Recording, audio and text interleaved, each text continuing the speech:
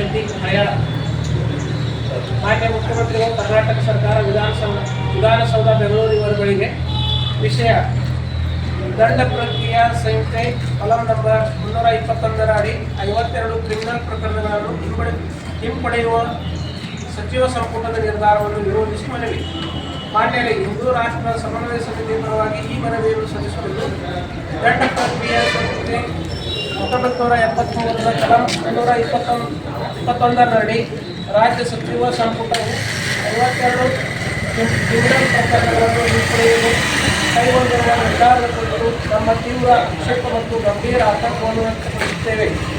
ಸಾರ್ವಜನಿಕ ಶಾಂತಿ ಹಾಗೂ ಕಾನೂನು ಸುವ್ಯವಸ್ಥೆಗೆ ಧಕ್ಕೆಯುಂಟು ಮಾಡುವ ಗಲಭೆ, ಕಾನೂನು ಬಾಹಿರ ಗುಂಪು ಹೂಡಿಕೆ, ಸರ್ಕಾರಿ ಅಧಿಕಾರಿಗಳ ಮೇಲಿನ ಹಲ್ಲೆ, ಕೊಲೆ ಯತ್ನ, ಅಪರಾಧಿಕ ಸಂಚು, ಸಾರ್ವಜನಿಕ ಆಸ್ತಿಪಾಸ್ತಿಗಳ ಧ್ವಂಸ, ಪೊಲೀಸ್ ಕರ್ತವ್ಯಕ್ಕೆ ಅಡ್ಡಿಪಡಿಸುವಿಕೆ ಸೇರಿದಂತೆ ಗಂಭೀರ ಹಾಗೂ ಕ್ರಿಮಿನಲ್ ಸ್ವರೂಪದ ಅಪರಾಧಗಳಿಗೆ ಸಂಬಂಧಿಸಿದ ಪ್ರಕರಣಗಳನ್ನು ಪೊಲೀಸ್ ಇಲಾಖೆ ಹಾಗೂ ರಾಜ್ಯ ಕಾನೂನು ಅಭಿಯೋಜನಾ ಇಲಾಖೆಯ ಆಕ್ಷೇಪಗಳಿದ್ದರೂ ಹಿಂಪಡೆಯಲು ಮುಂದಾಗಿರುವುದು ಅತ್ಯಂತ ಆತಂಕಕಾರಿ ವಿಷಯವಾಗಿದೆ.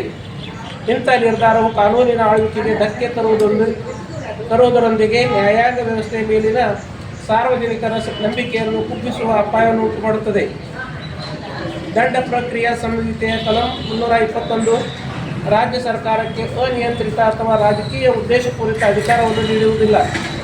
ಈ ವಿಧಾನದ ಪ್ರಕಾರ ಸಾರ್ವಜನಿಕ ಅಭಿಯೋಜಕರು ಸ್ವತಂತ್ರವಾಗಿ ಮನನ ಮಾಡಿ ಪ್ರಕರಣದ ಸ್ವರೂಪ, ಲಭ್ಯ ಸಾಕ್ಷ್ಯಾಧಾರಗಳು, ಅಪರಾಧದ ಗಂಭೀರತೆ ಹಾಗೂ ಸಾರ್ವಜನಿಕ ಹಿತಾಸಕ್ತಿಯನ್ನು ಪರಿಗಣಿಸಿ ಮಾತ್ರ ನ್ಯಾಯಾಲಯದ ಅನುಮತಿ ಕೋರಿ ಕ್ರಮ ಕೈಗೊಳ್ಳಬೇಕಾಗುತ್ತದೆ. ಭಾರತದ ಮಾನ್ಯ ಸುಪ್ರೀಂ ಕೋರ್ಟ್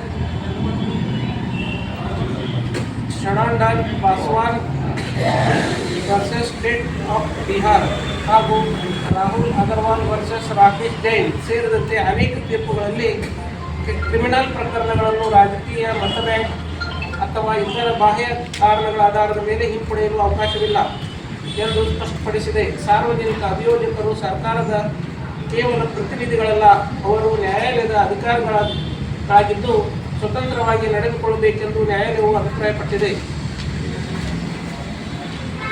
ಇದಲ್ಲದೆ Girish Bharadwaj versus state of Karnataka ಪ್ರಕರಣದಲ್ಲಿ ಕರ್ನಾಟಕ ಹೈಕೋರ್ಟ್ ಮಹತ್ವದ ಅಭಿಪ್ರಾಯವನ್ನು ವ್ಯಕ್ತಪಡಿಸಿದ್ದು, 1. ಸಾರ್ವಜನಿಕ ಅಭಿಯೋಜಕರು ಸ್ವತಂತ್ರವಾಗಿ ಮನನ ಮಾಡಿ ಮಾತ್ರ ಕಲಂ ನಂಬರ್ 321 ಅಡಿ ಅರ್ಜಿ ಸಲ್ಲಿಸಬೇಕು.